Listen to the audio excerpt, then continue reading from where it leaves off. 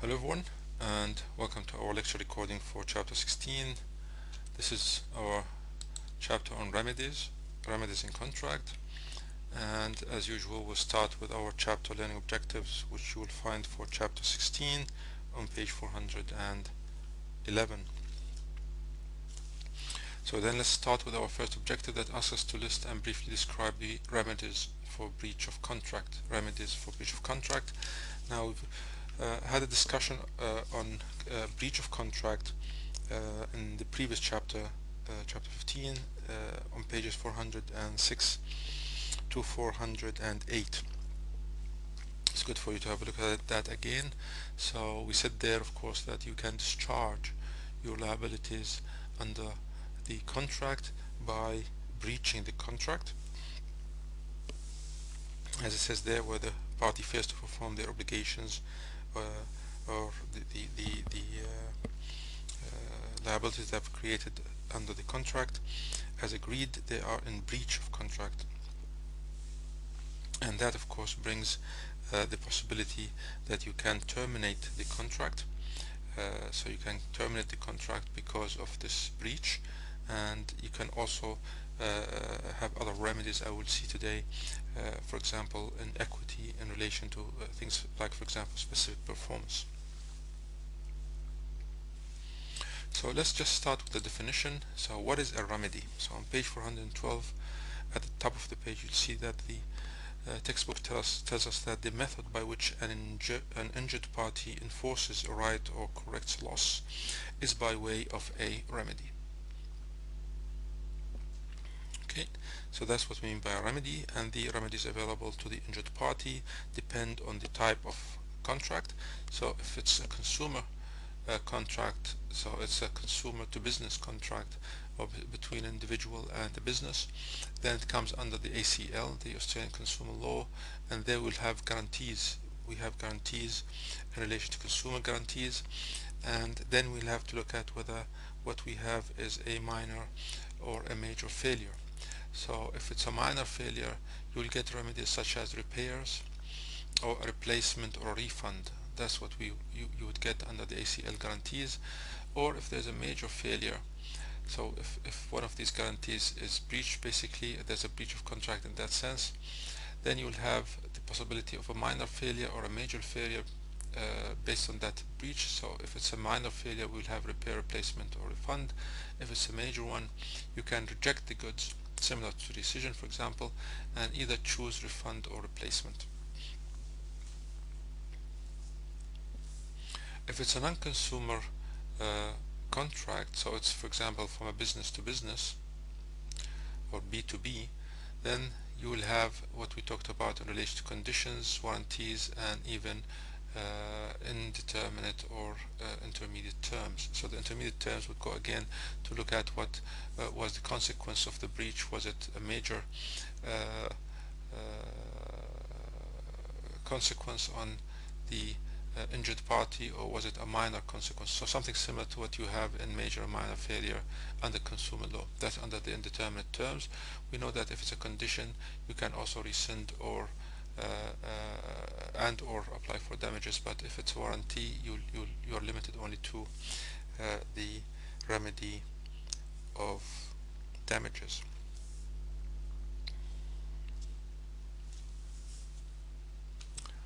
Alright, so again, what's a remedy? You see here that remedies can be the source basically of remedies can be either from common law or at common law or in equity. And at common law usually it's damages, so it's basically monetary compensation. That's the usual remedy for non-consumer contracts. If it's a consumer contract, of course, then it doesn't come under common law, it will come under statute, basically the ACL, which, as you know, is the second schedule under the Competition and Consumer Act of 2010.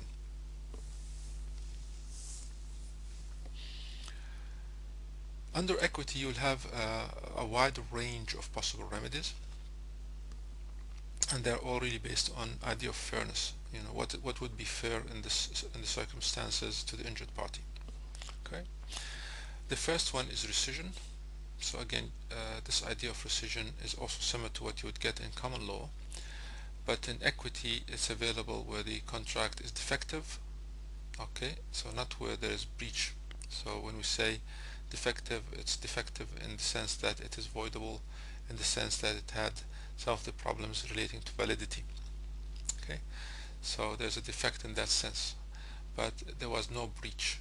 There could have been misrepresentation or a mistake and so on, but not a breach in the sense that one of the parties decided to repudiate or decided not to carry their obligations under the contract.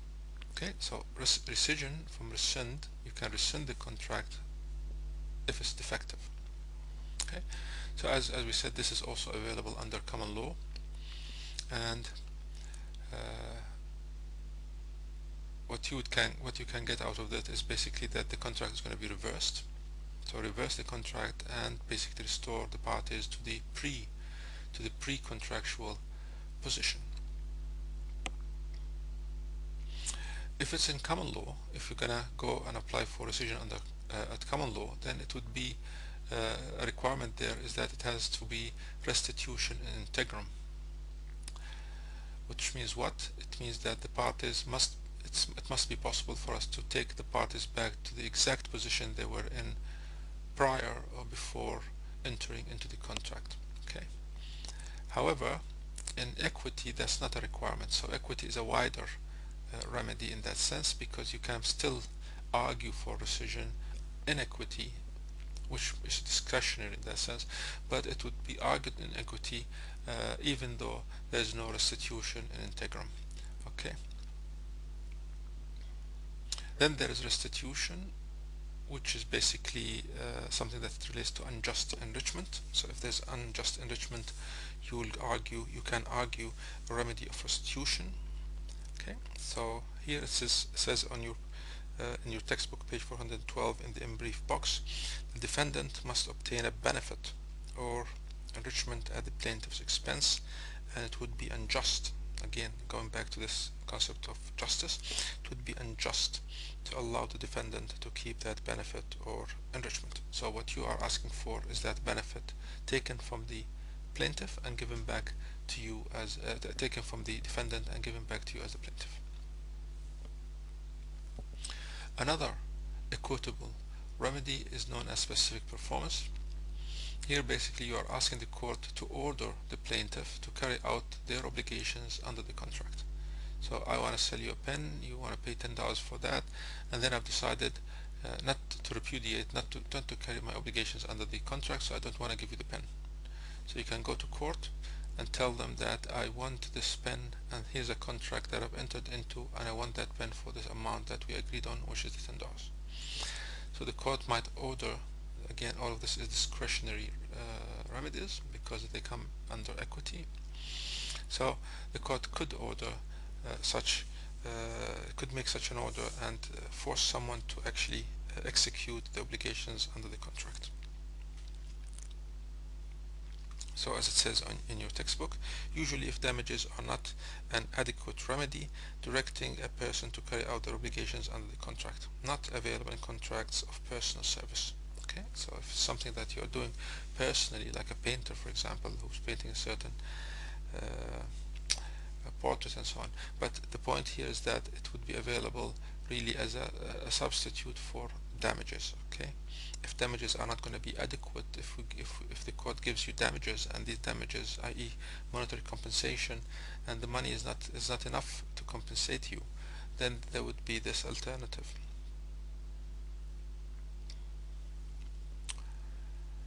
Then there's injunction, again an equitable remedy granted at the court's discretion, usually if damages are not an adequate remedy, and this basically restrains a party from breaking their contract or from committing a wrongful act.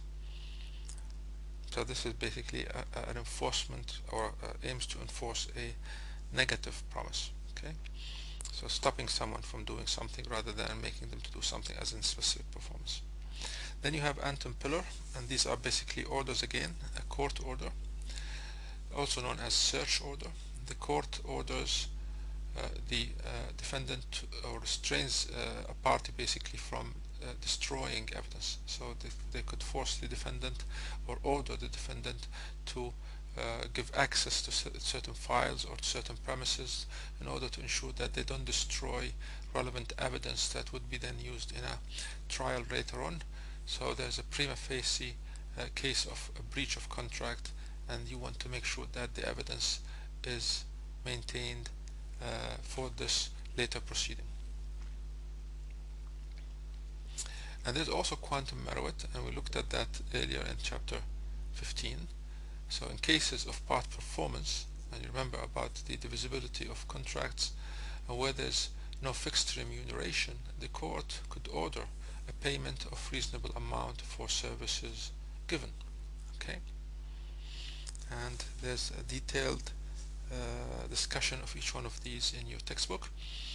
Let's first look at this idea of repudiation again. If someone repudiates the contract, so they don't want to carry out their obligations under the contract, okay, either anticipatory or they're just letting you know basically by conduct, because repudiation is mostly by conduct.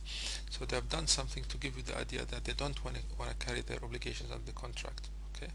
Renunciation is the other term that we use. Renunciation is where you have something said or something in writing that gives you this idea that they are not going to carry out their obligations. But basically, if there's repudiation by one of the parties, what can you do?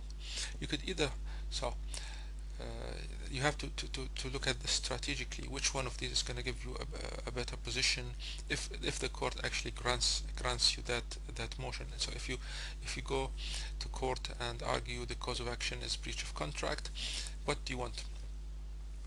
Do you want to sue in damages? So do you want actually the common law remedy of monetary compensation, or would you rather sue under the equitable remedy of quantum meruit for the work that has been done? So as it says here, it depends really on the stage of work reached. This is an important and really tactical and pragmatic point that you can look at in more detail on page 433. There's a case there called Sopov, and you can see the discussion in your textbook in relation to how you decide which one of these remedies would be a better would result in better returns, if you like. So again, think about these things strategically and with economic sort of concepts. So when we talk about remedies, you will have to choose, what you want to go and argue in the court, and what remedies you're gonna ask the court for. So you really have to think of which one of these remedies would produce the best outcomes for your client or for yourself, and so on. Okay, all right. Let's then look at the second objective that asks us to recognize and explain the common law remedies for breach of contract. So this is the common law remedies, and you'll find the discussion starting on page 413. As we said, rescission is one of these remedies. So this is available where again the contract is defective, not where there's a breach. So even though our learning objective talks about remedies, the common law remedies for breach of contract, we are going to talk about remedies in a wider sense. Some of these will not come for breach of contract. These two that you're looking at here, not remedies for breach. Okay, so the main remedy for breach at common law remains damages, or basically monetary compensation. What are these defectives that could bring about this remedy of rescission? So there's things like duress at common law, things like duress or fraudulent misrepresentation. Inequity, things like mistake, innocent misrepresentation, undue influence, and unconscionability. Okay, so this is a narrower remedy really than damages for breach, and the restoration in its entirety must be possible at common law. What we talked about earlier, restitution in integrum. Okay. Sometimes you will lose this right to rescind, especially if you elect to affirm the contract, because sometimes you might actually not want to rescind the contract and ask for something else, a different remedy. So you would go, for example, for damages, or even for some specific performance, for example, remedies in equity. Then there's restitution, which is really a quasi-contract. It's referred to as a quasi-contract. And why is that? Because it's not something we agree on. This is something imposed on us by the law. That's why. The contract is the result of an agreement, but it's an agreement imposed by the law. It's not this voluntary agreement that we usually know under contract. Again, this is not a remedy for breach, okay? And it's based on this concept of unjust enrichment. Someone got a benefit from you and it's not fair for them to get that benefit. This is available when a contract is void and strict restoration or procedural other positions is possible. So similar to what we had, the same requirement, restitution integrum in under rescission at common law. There are 4 requirements here. The first is the defendant had to receive a benefit and enrichment. So the defendant got something from you, and the benefit not necessarily from you, but because of this contract that you have, and the benefit was at your expense. That's the key point. And it would be unjust to let D retain this benefit, so and D has no defenses available for them to rely on. So the key point is that it is something that has to do with unjust enrichment. Sometimes you'll find that there are defenses such as estoppel or purchaser in good faith, and these would mean that the defendant can actually keep the money or the benefit that they have received if there was something that they can prove in relation to a defense such as these. As it says on page 414 of your textbook, at the bottom of the page, just above the case summary, it says the court can require the defendant to pay to the plaintiff a sum of money equal to the sum received from the plaintiff. This may arise where there has been money paid for goods or services received from the plaintiff. Okay.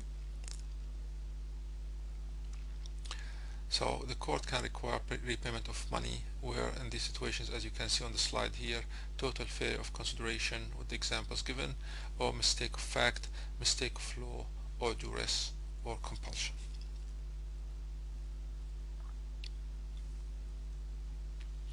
The last point on this slide is on the right hand side. It says under restitution, where a party has no right to contractual payment or a claim for contractual damages, restitution makes use of the doctrine of quantum meruit.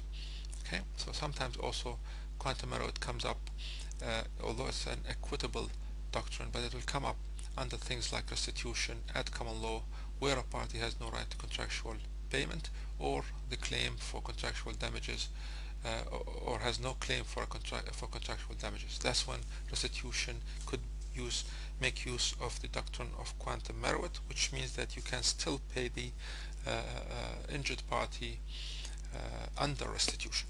So you can see that discussion on page 416.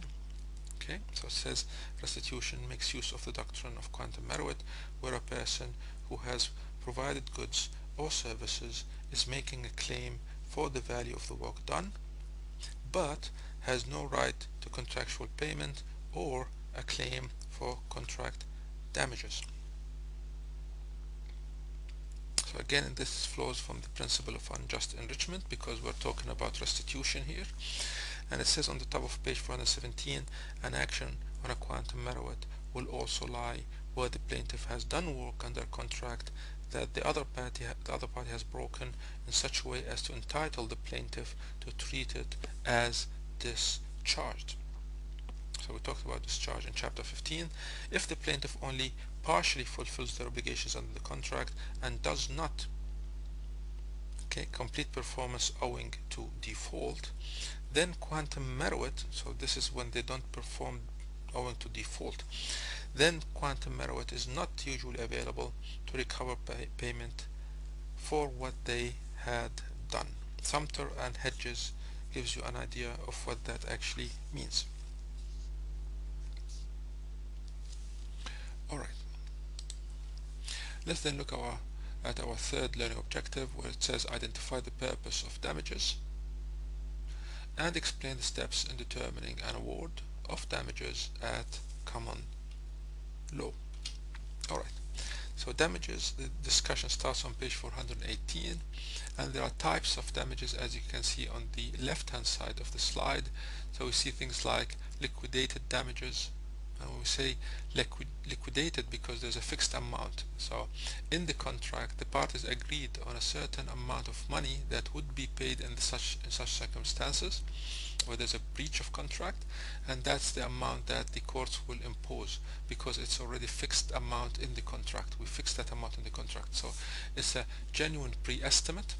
Okay, that's important. It's a genuine pre-estimate, so it's not like a penalty that if something happens you have to pay this as a penalty. No, it's a genuine pre-estimate of what kind of compensation the injured party would require in the event of a breach by either party. Okay, so a fixed amount, parties agree what should be paid in the event of breach, and agreed damages clause would be found in the contract, and the plaintiff does not have to prove their actual damage. You don't have to prove your actual damage. All you have to say is that here's the contract, here's the clause, this clause says agreed damages clause, and that's what I am asking for from the court. This is liquidated damages. Another type of damages is unliquidated damages. So this is where the amount is not fixed in the contract, there's no agreed damages clause in the contract, and the plaintiff unable to assess the amount of recoverable damages. Okay, so this is where the court will have to assess the amount that needs to be paid. Then there's this penalty at the bottom. Okay, if there's a penalty, so this bears little relationship to loss, so this is not enforceable. So if the contract has a clause, okay, but the clause is talking about amounts that don't really have relationship to the loss that would be envisaged in the circumstances where there's a breach of that nature, then if there's no or little relationship between this amount in the contract and the loss, that would be deemed a penalty and would hence not be enforced by the court. Okay, so this would be simply a threat that the parties put in the contract just to ensure performance. Okay, so it can't be extravagant, it can't be too much, it can't be unreasonable. If so, only actual loss can be recovered. Okay, so if there is a penalty, the court would look at how reasonable this is. Is it actually really a penalty or liquidated damages in that sense? And if it finds that it is extravagant, then only actual loss can be recovered, not the amount stipulated for in that penalty in the contract. And remember that you can sue for liquidated, unliquidated, or both damages. Okay, so you can sue on a number of these. You can ask the court to give you a number of these damages. Then there's another taxonomy of damages. So you'll find that there are three different categories here. Nominal, because there was no actual loss suffered, it would be nominal damages, or it could be ordinary damages. This is the usual remedy, or sometimes could be punitive, i.e. to punish, or exemplary. So compare this with aggravated damages for non-pecuniary loss. And if it's ordinary, you will find that there are two types as well. There are general ordinary damages or special ordinary damages. A general ordinary damage or general ordinary damages is a general consequence, okay, from the breach. Or it could be special, and that means that you have to provide calculated specific losses suffered. So you have to provide receipts, for example, or proof of payments of some sort to show that these were actually special damages that I want to be paid for by the court. The court orders the defendant to pay. Okay. Now look at the risk management alert. Okay, on page 419, this says only losses that flow from the usual or normal course of things, and those losses that are special or exceptional and were made known to the defendant at the time of entering into the contract are claimable. So they have to either be usual or normal, or if they're exceptional, they should have been brought to the attention of the defendant when making the contract. Okay. Now, the damages we're talking about here start on page 426 So you find that there are ordinary damages of general which follow a general consequence from the breach, or specific which, if they are to be claimed, have to be specially proven in court. Okay, and more discussion about the other types. Now there are principles on which these damages are based. Okay, and you'll find these principles are, first, whether there was a breach. So in order for us to assess whether damages should be paid or not, whether there was a breach, then we have to assess the causation under the breach, and this is something we have looked at previously in terms of negligence, through our discussions of how we can connect the actions of the defendant to the injury or loss that were suffered by the plaintiff. So that's something similar that we have to look at under damages, how we can assess these damages. Okay, and the third principle is the remoteness of damage, again something that reminds you of negligence. So see the types of claims on pages 422 and 23, and finally the idea of mitigation, i.e. the reduction or minimization of damages by the plaintiff. Okay, by the plaintiff. So very similar to what we looked at under torts and under negligence in particular, and the discussion there of these principles starts on page 418. On the right hand side on the slide, it says there the main remedy under contract law is damages, and reliance loss is the objective of these damages, not punishment, except of course unless if it is exemplary or punitive. Okay, so instead places the injured party in place they would have been if the contract had been performed as originally intended. Okay, so that's why you see the similarity as well between the principles and the sort of analytical framework that we saw in negligence, because it's the same idea there in negligence, that what you are doing there is not to punish the defendant. If you want to punish the defendant, you have to look at a cause of action under criminal law, and we will talk about criminal law in the coming lecture recordings. But here we're talking about really the ability of compensation, is ability to compensate basically the injured party for the loss they've suffered. Here is the reliance loss, not punishment. All right.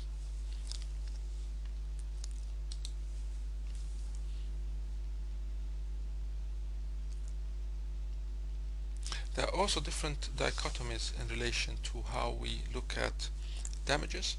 So you can think of them as well as relating to either damages in relation to gain, and that's what we call restitutionary damages, just like we talked about restitution earlier. And you could also look at compensatory damages, i.e. looking at the loss.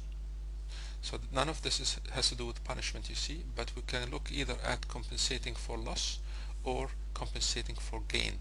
So this is the unjust enrichment we talked about under restitution. Okay, you can have a look at how these things play out under the case of Baltic Shipping, and Baltic Shipping is given to us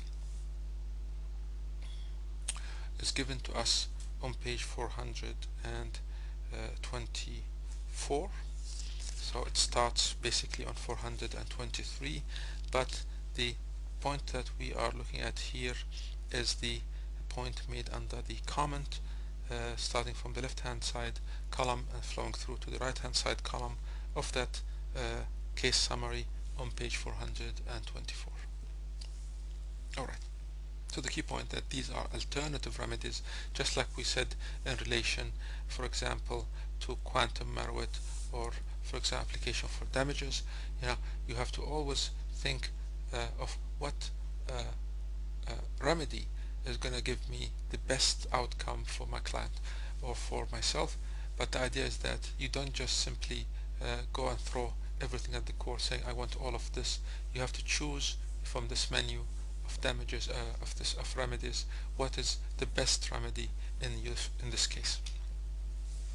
Alright, let's then look at the main types of equitable remedies and explain situations where they may be used. The main types of equitable remedies and situations where they may be used. Alright, so we're going to list the main types of equitable remedies and explain situations where they may be used. This is our fourth learning objective, and we are going to go back to something we have seen just earlier. So this is again a summary of our equitable remedies.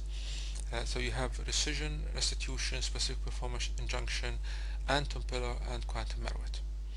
Again, under rescission, unlike common law, restoration in its entirety here is not a requirement in equity.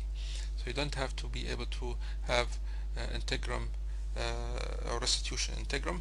You can have still you are able to restore the parties as close as possible to their pre-contractual position.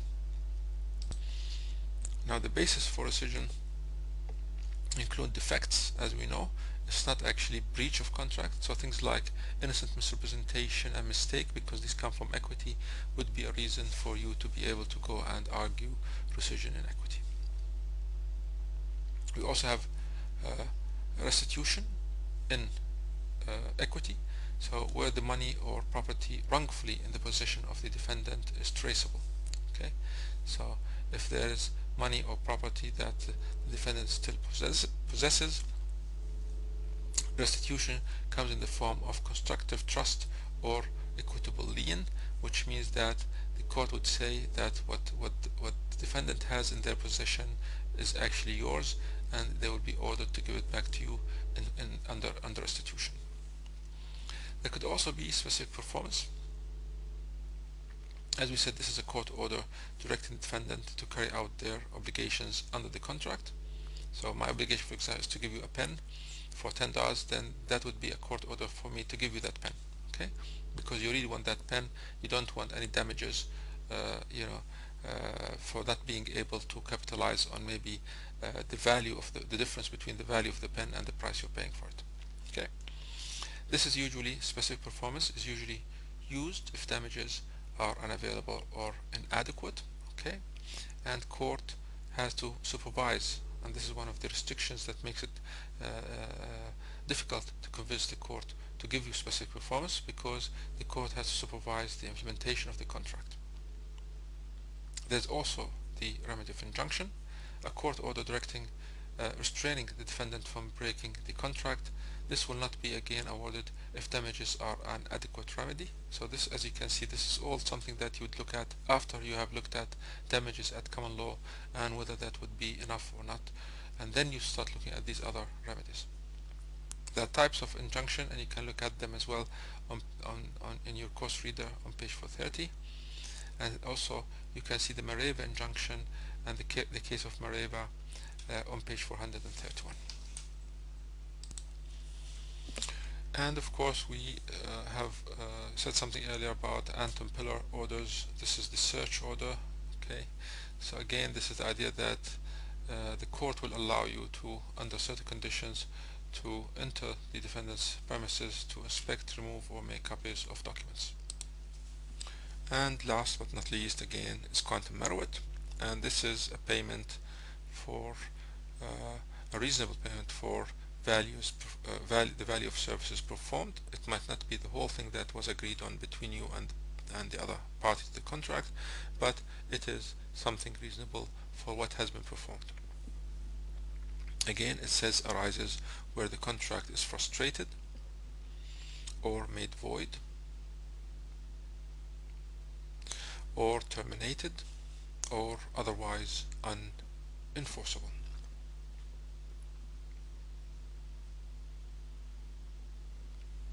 And that would simply be not again available to a party who is in breach. So if it's your fault that the performance was stopped, or that the agreement or the obligations were not carried out in full, if it's your fault that that happened, then it's not open for you to go to the court and argue for quantum meruit. I think this is commonsensical outcome given that you are at fault. Then the last thing I want to talk about is the effect of the statutes of limitations. We have seen these before, and we know that they exist for every cause of action. So you cannot just have an open window of opportunity for you to bring a cause of action to the courts. You have to act quickly, and there's a window for you within which you have to bring the cause of action or the lawsuit basically to the court. And this is a table in your textbook on page 434 that gives you the list of time windows or duration that you have in order for you to bring the cause of action to the courts.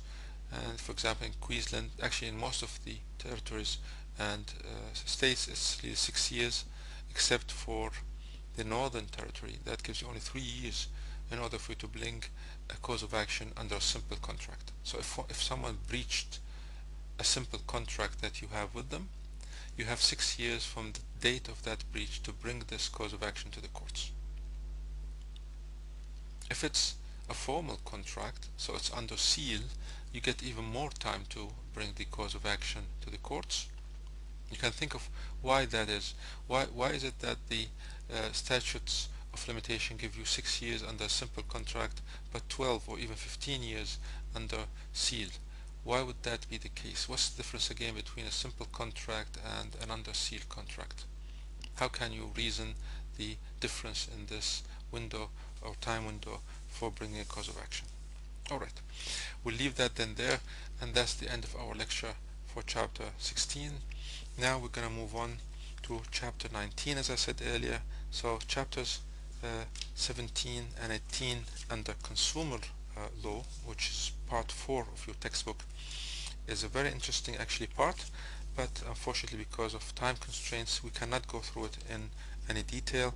It's available for you to read and even ask questions about, but we need to jump to part 5, and we're just going to pick the first chapter of that part. We're going to cover only that one chapter from that part, and that chapter is the chapter on the law of agency, chapter 19. That's the topic for our next lecture recording, and we'll leave it there for now.